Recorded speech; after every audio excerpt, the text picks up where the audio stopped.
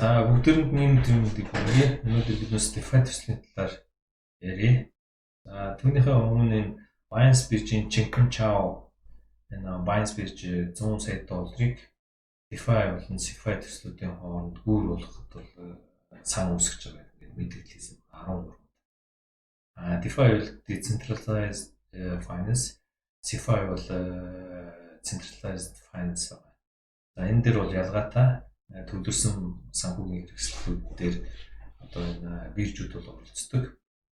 За энэ бичлэг бол 5 хоногийн өмнө баг хийсэн. Ингээд маш олон DeFi төслүүдийн CEO-нууд оролцсон байгаа. Compound, Aave, Makita, Synthetic, Delphi Digital гэдэг ингээд ийм хүмүүс оролцож энэ DeFi төсөл ер нь хаашаа явж байна. Sushi гэдэг бас энэ DeFi төсөл бол хаашаа нуусан шүү дээ. Энэний дараа бол нэлээд том нууц туусан. Changpeng Zhao төсөлийг таньдгүй kind of look like 2008 but kind of look байсан like байлаа. innovation. Тэгээд энэ ярилцлаган дээр two different blockchain. за Changpeng Zhao мэдээлэл хийсэн байдаг. За энэ Twitter дээр бол энэ өнөөдөр бол тэр бичлэгийг ингээд оруулсан байна. Яг энэтэй давхцаад энэ Bell протокол CeFi төслийг оруулсны дараа бол Binance дээр гарсан. Нэлээд амжилттай явж 0.75 центээс. За энэ Bing бас ороод ирсэн байна. Launch pool нь Binance дээр. За өнөөдөр энэ хиний Changpeng Zhao-гийн бичлэг гарсан байгаа. Энийг бүгдээр сонсцгоо. Right now is to bootstrap or to kick off the Binance Smart Chain and to invite all the ecosystem players to start developing on Binance Smart Chain. We are launching a $100 million fund for the Binance Smart Chain ecosystem community. So for developers who wants to develop projects on Binance Smart Chain, we are launching a $100 million equivalent fund to seed different projects. And there's already a very decent pipeline of projects in already developing on Binance Smart Chain. And this is tagging along to our existing investment and also ecosystem community investment infrastructures such as Binance X, Binance Labs, and also Binance Launchpad. One of the big За энэ дээр бол манайд яг ингээд Binance chain-ийг хөгжүүлэхэд бол ингээд зарцуулна оролцоороо гэдэг нь алгоритм блокчейн бичдэг хүмүүсийг уриалсан. Тэгэхээр энэ Changpeng Zhao-гийн төсөл рүү нэлээд олон толгоонууд ажиллаж эхлэх байх гэж бодож байна. За яг үүнтэй зэрэгцээд бол юунууд бол ханш бол өсөж эхэлсэн. DeFi төсөл дээр энэ одоо өссөн байна. За DeFi төсөл цагтаа 9.6 тэрбум доллар хөрөнгө оруулалт орж эхэлжсэн боловч 7 хоногийн дотор унсан байдаг. 6.8 руу унсан баг. Энэ юунаас шалтгаалсан гэхээр гол нөлөөсөн зүйл нь бол Sushi байгаа. Sushi гэдэг юу гаргасан? DeFi токен гаргасан. Нэлээд амжилттай олон хөрөнгө цуглуулсан боловч яг Sushi-гийн одоо өөрөө шеф тогооч нь эндээс бол гарчиж байгаа.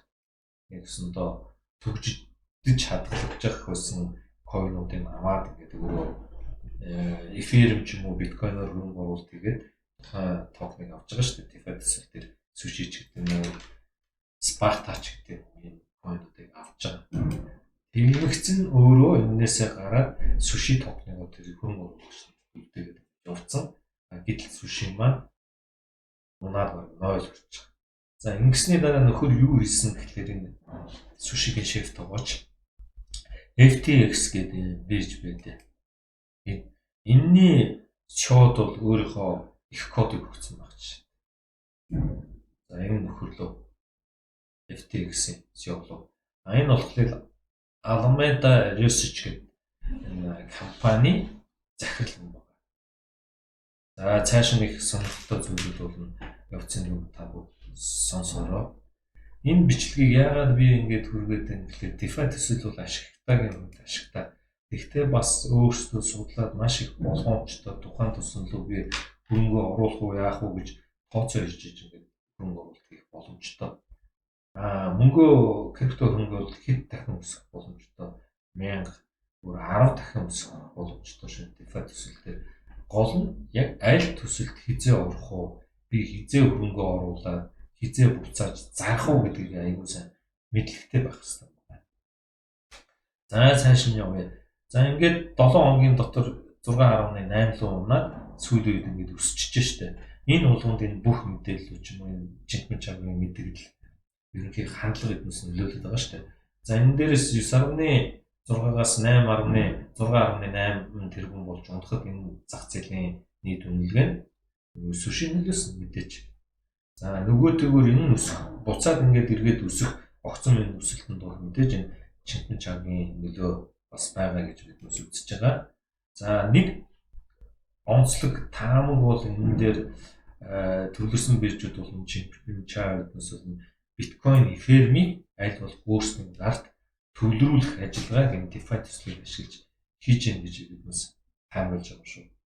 За яагаад тэгэхээр энэ FTX бирж бол энэ Binance биржийн хүн усан бирж байгаа. Одоо хөгжүүлэлт нь хөрөнгө зарцуулсан гэсэн ямар нэгэн байдлаар цаана оролцоотой. Тэгээд энэ Alameda Research гэдэг энэ компани болохоор бас Rapid Bitcoin гэдгийн бас ингэж цуглуулах ажиллагаанд олон сарын өмнө оролцож ирсэн байна. За одоо Sushi гэдэг энэ нөхөр байна. За энэ Sushi Alameda Research болон Chipmuncha FTX гэдэг компани бүгд хоорондоо холбоотой гэж бид та дэвшүүлж байна. Тийм учраас энийг яг боломжтой үед нь бол мөнгө оруулаад авах боломжтой. Тэгээд хамгийн гол нь тэр уналтанд нь өртөхгүй өөрийнхөө хөрөнгийг алдахгүйгээр гарах тийм мэдлэгтэй болгож байна. За энэ дээр бид Binance Chain, Binance Smart Chain гэдэг л шилжсэн. Энийг бас үзүүлжээ. За үзүүлэхийн өмнө нөгөө ханшуудаа харуулчих. UFI гэдэг ингээд токен байгаа. За тавд Years Finance гэдэг мэдээж нэ 33,900 та байна. За энийг CoinGate гэдэг бүгдээр харъя. За энэ 10,000 дахин өсч болдог гэдгийг үзүүлдэг. За энэ үж штэ. Ер нь 25 дээр нь одоогор энэ нас юу одоогийн байдлаар энэ зах зээлийн үнэлгээ нь тэргүүн 23 сая 541 мянган долларын үнэлгээтэй байна. За ингээд баг зэрэг унсан одоо өсөлттэй хамгийн доод нь 30 мянган доллар байсан. 7 сарын 18 гэхэд энэ 31 доллартай байсан. За одоо хэдтэй энэ дээр Binance биржлэр дээр харъя. 33,000 дээр энэ баг 10,000 дахин 10,000 хувь өссөн байна энэ coin. Ийм айхтар өсөлт үзүүлдэг. Унахаад болохоор айхтар бас ундаг тийм ээ. Одоо энэ Sushi харъя. Энэ 7 хоног танд боломжтой байна. За энэ бол унсан. Ер нь бол нэлээд дээрээс ингээд 0 болцсон. 15.1 бараг 16 доллар хүрчээсэн байна шүү дээ. Тэгээд ингээд бараг 0 руу ороод ирчих. Тэгэхээр энэ та жишээ нь 15, 16 дээр ороод Sushi-г авсан энэ маш их өсөх юм гэж унчих юм боломжтой байна. Тийм учраас та бүгд энэ дээр нэлээд болгоомжтой судалгаатай оролцох юм бол крипто хөрөнгө өсгөх боломжтой. Бид бол энэ дээр болгоомжлуулж байгаа. За иймэрхүү юм байд юм биш үү? Ийм хандлагатай байд юм биш үү? За жишээ нь Sparta гэдэг энэ төсөл байгаа. Биднээс энэ рүү бас судалж үзэж байна. За ямар хөрөнгө өрсөн гэдгийг бүгдээр харъя. Sparta руу. За Binance-ийн 130,431 Binance-ийн бол ингээд солигдсон байна гэсэн. Sparta DeFi токеноор. За энэ нийт 10 сая бол ингээд зарцуулах юм байна. За 76,667 орсон. За Can, Rems, Cubix, DOS, Prom гэдэг энэ токенууд бол Sparta-гаар солиулж байгаа гэсэн үг шүү дээ. За энэ төсөл дээр бол шатаан гэж байна. Тухайн төсөл рүү оруулсан мини BNB ч юм уу, таны DOS-ыг ч юм уу, өөр хүний Cubix-ийг аваад оронд нь Sparta гэдэг гэсэн үг. Тэр нь болохоор цаашаа ингэж явдаг. За Sushi төсөл дээр болохоор энийг бол Vampire гэдэг одоо шинэ нэршил гаргаж ирж байгаа. Vampire DeFi token. Нэг өсөндөө энэ баг 12-14 сая ширхэг энэ эфиртэй тэнцүү мөнгөийг ч юм уу Sushi бол өөрөө солиод авсан. Авангуудаа эргээд энэ FTX буюу энэ захирал руу их код нь шилжүүлсэн байна шүү дээ. Ингээд харахаар энэ Binance биржүүд тодорхой хэмжээний төсвийн удирдлагатай хоорондоо тохиролцоод биткойн, эфириум ч юм уу биднээс үн цэнтэй нэг цаагаараа цуглуулж авах магадлалтай шүү. Тийм учраас энэ дээр та маш их боломжтой, маш их анхааралтай, маш их мэдээлэл авч юм төсөл рүү оруулахгүй бол аюултай гэдгийг биднээс дахин сануулж байна. За бургер гэдэг энэ евро биднээс хөрөнгө оруулалт судлаад явж байна.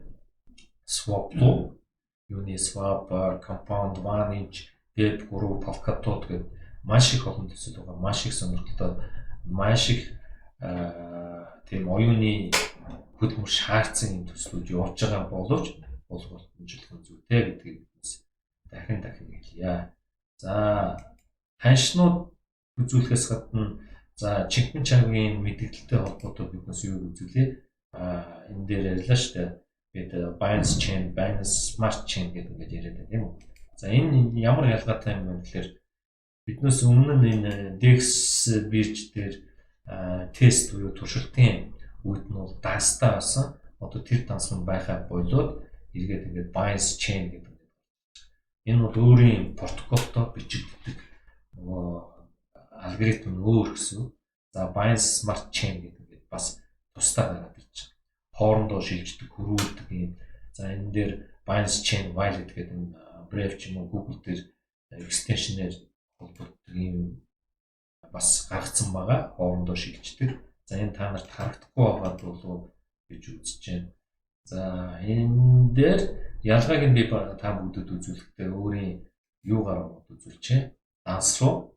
Дансан дээр BIP2 гэдэг ялгаатай байгаа. Ягаад гэвэл блокчейн бичдэг алгоритм нь өөр байхгүй.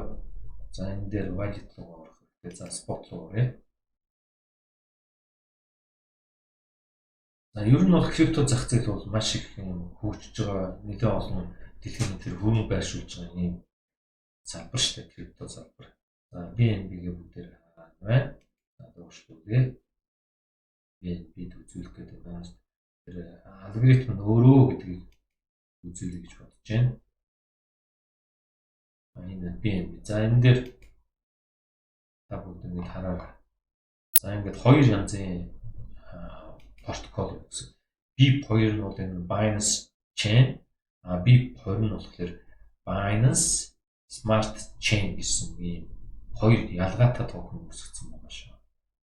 За ингээд энэ DeFi төслүүдийн одоо swap гэх юм уу, Uniswap яаж дансаа нээх үү, яаж хадгалах уу, аль төсөл рүү н орох уу гэдэг ингээд сонирхож байгаа тухайн төслийг мэдээ гэсэн хүмүүсөд бидэнд бол хандаарай. За бид бол өөрсдийнхөө мэдээллийг энэ өөрсдийн Facebook хаяг, YouTube хаягаар өгдөг байгаа. Та бүгд түүнд бүртгүүлээд хонгон дээр дарах юм бол мэдээлэл төрөг очно шүү. За одоохондоо биднээс энэ Smart Trade Coin, Smart Trade Bot гэдэг төсөл дээр Bitcoin, Ethereum хөрөнгө оруулаад сартаа 5-аас 15% өөрсдийн крипто өсөж байгаа. Биш бол чөлөөтэй хөрөнгө байршуулж болно. Буцааж данс руугаа, wallet руугаа татаж авч болно.